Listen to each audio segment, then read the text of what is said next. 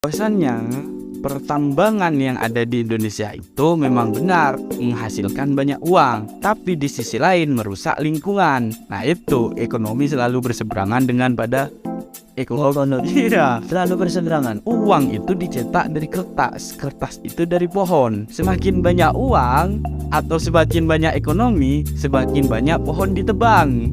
Nah lagi-lagi ekonomi bersinggungan dengan ekologi. Oh, ada kaitannya gitu. Betul dah. Mengatakan bahwasanya karena saya sendiri ini tidak berpengetahuan. Betul. Itu memiliki dasar apa ya?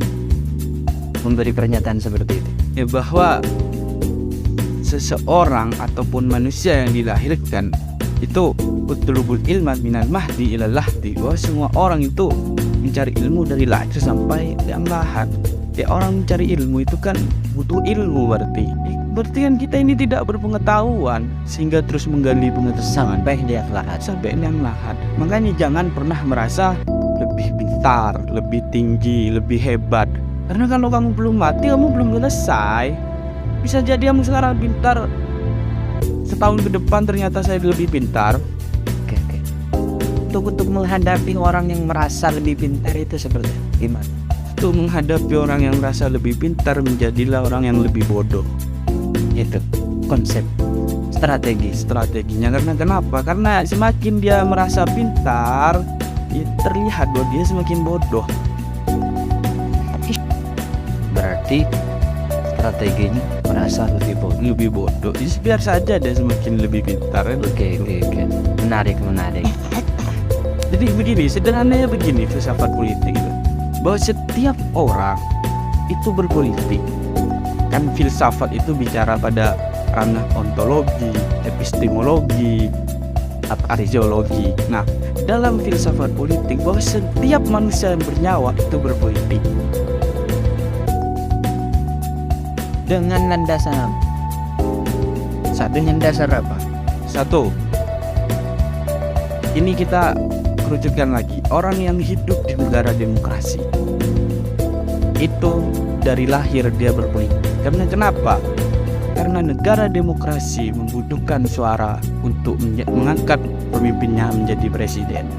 Nah, kalau orang nggak berpolitik, berarti dia nggak milih calon presiden ataupun DPR ataupun kepala desa. Ketika dia tidak memilih kepala desa, harusnya dia jangan hidup di Indonesia atau di negara demokrasi.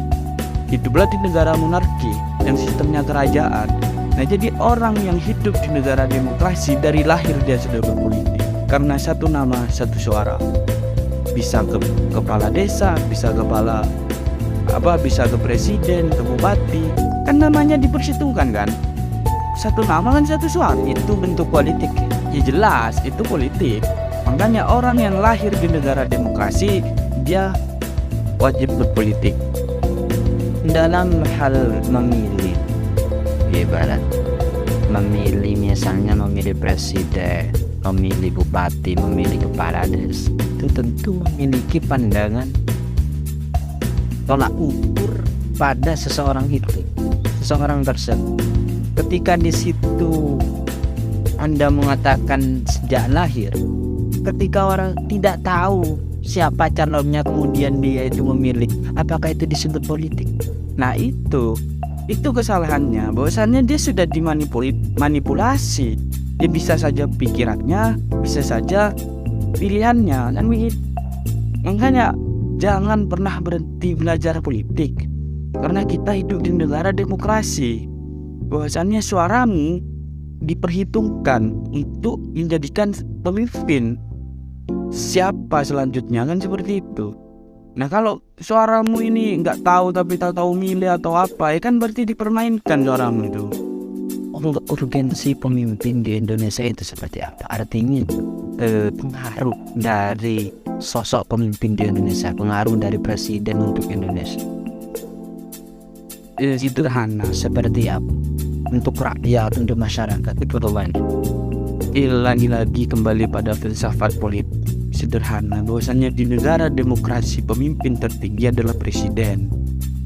Ya untuk memajukan suatu negara, maka pilihlah presiden yang memiliki jiwa kepemimpinan, jiwa sosial, jiwa yang sekiranya jiwa-jiwanya itu mensejahterakan rakyat.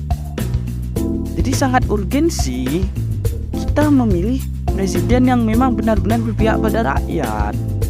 Itu dalam filsafat politik dikatakan bahwa suaramu adalah suara yang akan menentukan masa depan. Jadi keliru kalau kita bilang siapapun yang jadi presiden kita tidak akan jadi apa-apa. Sekilas nampak benar, tapi itu kan bisa berpengaruh ke seluruh rakyat. Loh, keputusan presiden, kebijakan presiden itu kan berpengaruh terhadap tatanan yang ada di negara kita. Iya kan?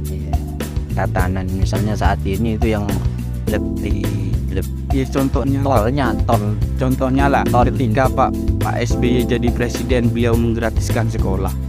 Nah, itu kan bentuk daripada kebijakan presiden, pengaruh politik. Iya kan? Ketika Pak Jokowi jadi tol Suramadu gratis, dong sebelumnya bayar. Itu apakah nggak akan kita bilang bentuk kebijakan presiden? Lagi-lagi itu kan kebijakan presiden.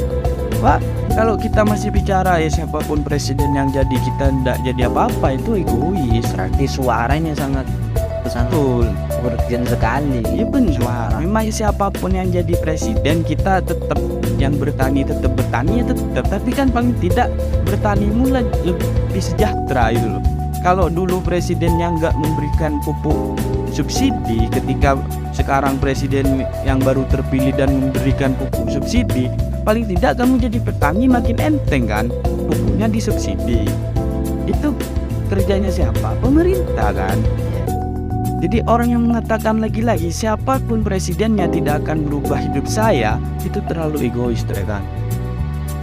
Tetap merubah, entah itu ke lingkunganmu, entah itu ke wargamu itu loh. Kan seperti itu. Ini ada pembahasan yang menarik dan mungkin berbahaya ternyata. Tentang sistem demokrasi Indonesia terus bertahan sampai akhir hayat. Jawabannya sudah. Menurut Koki itu tetap bertahan. Saya kira tetap bertahan. Sistem demokrasi tetap sampai akhir hayat. Ya, Sampai ratusan tahun. Iya. Kalau kalau sampai hari hayat, kalau sudah kiamat ya tidak ada demokrasi lagi. Ya kita perpendek. Artinya panjang sistem demokrasi ini akan panjang gitu mungkin 50 tahun 50 tahun ya bisa jadi. Begini Tretan, ini ada kaitannya dengan sejarah. Bahwasannya sejarah negara kita Indonesia itu terbentuk dari berbagai macam sistem. Ya kita tahu kerajaan, ada Majapahit, ada Singosari, ada semacamnya lah kan kerajaan. Dan kerajaan di Indonesia itu terkenal sampai ke benua-benua yang lain, ke Eropa, bahkan menguasai Asia. Kalau dari cerita sejarahnya kan, Majapahit itu kekuasaannya besar ya kan. Problemnya sistem kerajaan bisa hilang. Yang begitu hebatnya, yang begitu menguasainya dunia bisa hilang. Cuman kan dari sistem kerajaan itu banyak hal yang di situ memberi dampak buruk pada rakyat. Bicara buruk, apakah demokrasi tidak memberi dampak buruk? Korupsi, nepotisme di mana-mana, apakah itu bukan dampak buruk? Maksudku begini Tretan, jadi mungkin dalam beberapa abad bisa jadi demokrasi itu hilang. Kalau kita mengaca sejarah ya, bukan saya mau usnudon ya. Karena melihat sejarah, negara Indonesia ini berubah-ubah sistem dari kerajaan, ya kan, yang begitu hebatnya menguasai semua wilayah. Terus kedua dari otoriterisme. Pak Soeharto itu 32 tahun menjabat sebagai presiden di Indonesia dengan sistem otoriter kan namanya itu. Dan itu bisa terjadi kan buktinya. Berubahlah ke demokrasi yang seperti sekarang ya kan. Iya. Nah maksudku begini, kalau kita melihat sejarah ya kita bisa berubah. Ya tergantung siapa pemimpinnya nanti, tergantung bagaimana sikap masyarakat. Segala hal bisa terjadi kan. Iya. Ya itu Artinya sudah ada dampak dari sudah ada sejarahnya itu loh. Makanya yang saya takutkan dan yang saya takutkan sekali yaitu saya takut negara Indonesia itu menjadi khilafah. Karena bisa jadi dalam negara demokrasi itu bisa jadi berubah sistem. Belajar dari sejarah, kalau masa kerajaan itu dampaknya seperti ini kepada rakyat, tidak berpihak kepada rakyat, itu kalau otoriter. militer itu terlalu mengekang rakyat. Nah sekarang seumpama demokrasi Diberi alasan bahwasanya terjadinya korupsi dan lain sebagainya, itu kan bisa merubah nanti hilang. Ketika korupsi besar-besaran di mana-mana, rakyat kelaparan karena anggaran yang seharusnya untuk desa malah dikorupsi, nepotisme di mana-mana, yang jadi itu saja. ini prediksi. Ya kan bisa jadi masyarakat muak, masyarakat melakukan people power, akhirnya perubahan yang dari demokrasi entah menjadi apa. Itu loh maksudnya. Karena perubahan itu terjadi karena ada banyaknya pergolakan. Nah, demokrasi penyakit paling besarnya adalah korupsi dan nepotisme. Ya kan? Orang-orangnya yang jadi BUMN, menjadi Menpora, menjadi ini dari orang-orang sekitar itu. Kan akhirnya kok bisa ini terus, ya kan? Ada timbul kegelisahan dari masyarakat. Terus korupsi, uang bansos kok dikorupsi, uang ini buat dikorupsi, apa jangan-jangan demokrasi ini nggak sehat. Akhirnya masyarakat, Ternyata dalam sistem demokrasi ada dampak buruk. Makanya demokrasi harus diganti. Bisa jadi ucapan seseorang ke depan gitu. iya jadi Menarik ini prediksi yang makanya saya tanya itu, apakah demokrasi ini bisa bertahan sampai akhir hayat? Dalam arti 100 tahun kah? 200 tahun kah? 300 tahun kah? Ya mungkin kita nggak akan seumur kita nggak akan sampai sana, Bang. Tapi minimal pikiran kita udah sampai sana. Oh, pikiran itu bisa menempuh segala hal. bisa dikatakan filsuf ketika di situ prediksinya benar. Ya ini harus direkam makanya. Iya. Tonton orang-orang di 300 tahun.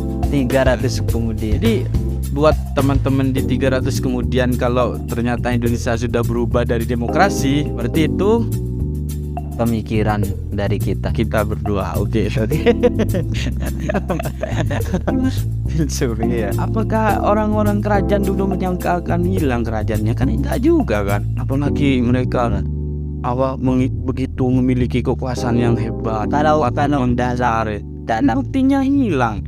Majapahit hilang. Kalau dalam filsafatnya Marx itu bisa dikatakan materialisme historis. Ya benar, materialisme historis. Bahwasannya segala sesuatu juga diambil dari historisnya kan. Iya sip. Karena ada banyak itu, ada materialisme historis, terus ada apa lagi? Materialisme dialektik. Dialektik.